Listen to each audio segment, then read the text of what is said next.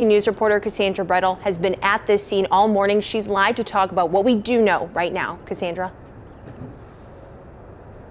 Yeah, Maggie, a man is in custody after multiple SWAT teams and police agencies responded here the Days Inn Hotel in Rockford early this morning. According to the Winnebago County Sheriff's Office, a call came in at 3 a.m. to assist the Cherry Valley Police Department at the intersection of East State Street and Lyford Road. Authorities say a man wanted on an outstanding warrant refused to leave his hotel room. After more than 5 hours, the man peacefully surrendered and is now in custody. Now, I've been here all morning, and at this intersection on Lyford Road, the road has been blocked for several hours. And we're going to go ahead and bring it back over to Maggie, but the traffic is now opened. Reporting in Rockford, Cassandra Brettel, 413 News. Back to you. Thank you, Cassandra. We're going to listen in now to that press conference where we'll get the latest details on this incident. Oh, I hate that light.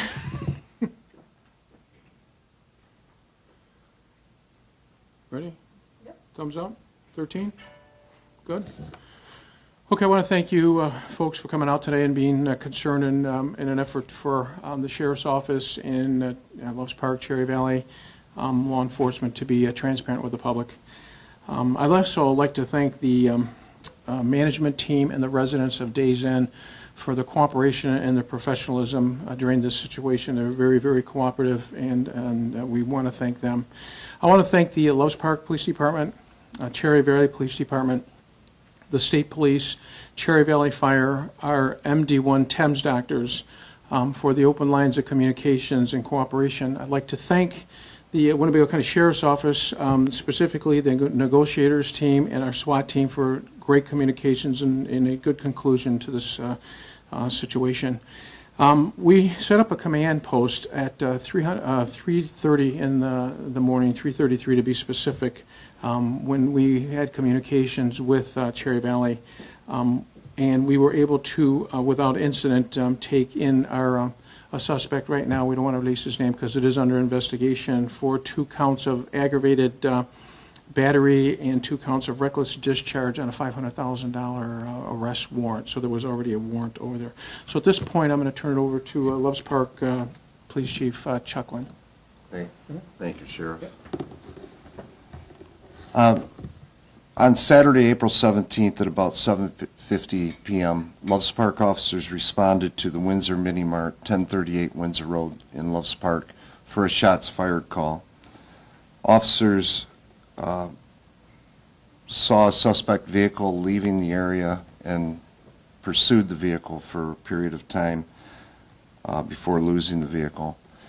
And when we spoke with a known acquaintance of the suspect, she told officers that the man had fired 2 rounds over her from a gun over her head. So we reviewed the case with the State's Attorney's Office, who authorized the 2 charges of aggravated battery in a public place and 2 counts of reckless discharge of a firearm. Thank you, Sheriff. And I'd like to thank the Sheriff and Cherry Valley for being able to take this person into custody, and everyone, is going home safely. Thank you. Okay, thanks, Chuck. Thanks, Sheriff. Okay, I want to emphasize the fact that he was taken in to custody without any incident. He turned himself over to our negotiation team. And again, I want to stress the fact of great teamwork, very proud of everybody involved in this to be able to do this. At this point, I'm going to turn it over to Cherry Valley Chief Roy Bethge. Thanks, sir. At 2:11 this morning, the Cherry Valley Police Department got a call about a suspicious person who may have checked into the Days Inn that had a warrant related to the case that Chief Lind mentioned. Responding along with Cherry Valley were several deputies from the Winnebago County Sheriff's Department.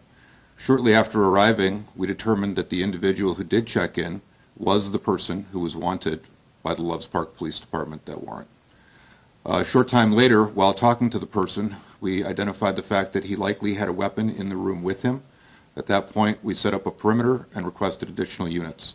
Winnebago County arrived on scene with their SWAT team, took charge of the situation, along with their crisis negotiators, and successfully resolved the case without anyone being injured, without any shots being fired, in what is a great example of teamwork. I, too, am incredibly grateful for the communication and teamwork from the Sheriff's Department and their professionalism, and the Illinois State Police in responding to assist us as well. At this point, we'll answer some questions as what we can. It's still under investigation. It is an open investigation, so there's limited questions that we can answer, but I'll open it up to you. I have one question. I was on scene and I was talking with officials, and they said at one point they heard the suspect had an intent to self-harm. Is there any information you can give on that?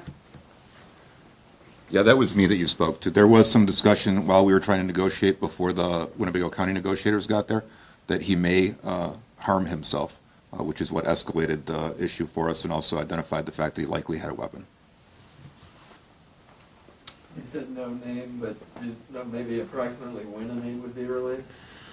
I really don't know. If I would tell you exactly a timeline, I probably wouldn't be guessing. Okay. So I really, to be honest with you, I don't know. Sheriff Caruana, when you talk about an hours-long standoff sure. And resolving it peacefully, what all goes into that from a crisis negotiation standpoint? Because all three of you were mentioning, accommodation of getting this resolved peacefully right. Without incident. What all goes into trying to, I guess, for lack of a better way to say it, kind of land the plane, I guess, in that case? Well, actually, it was a 7-hour negotiation type of thing with our negotiators, and what it all goes into is a lot of training. They train with negotiations units. We again continue to send them to different schools on how to do and practice negotiations. They do mock interviews, mock negotiations on different situations, ranging from any type of hostage negotiation that would be in a residence to a jail type of situation to what we had today. And it's just a matter of, it's again the SWAT team and the negotiation teams, which are two different units working together to make sure that we have a good conclusion. And it's just a matter of just slowing down and talking through and developing that rapport with whoever that person is, whether it's a hostage negotiation, somebody that's suicidal, or whatever. Were there other people in the hotel that were asked to stay in their rooms, or what was that situation?